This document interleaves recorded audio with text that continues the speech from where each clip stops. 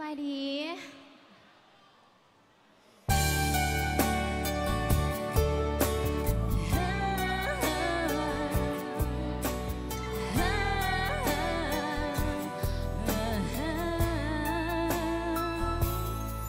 ความดี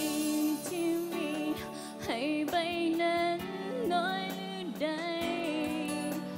เขาจริงบ่สนใจห่วงใยคนที่หักหลายโทรหาบ่หับสา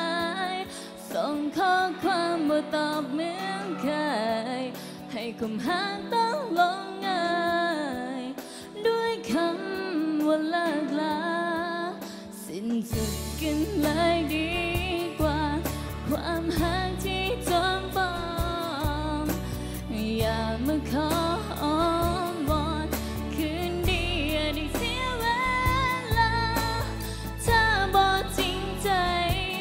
ต้องไปให้ไกลตาความผูกพันเฮาให้มองขาดกันเลยวันนี้บ่ต้องโทรมาง้อ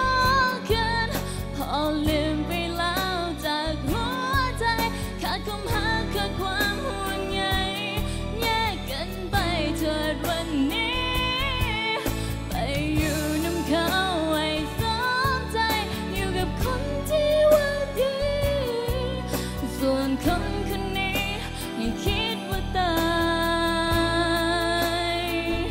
จากหัวใจ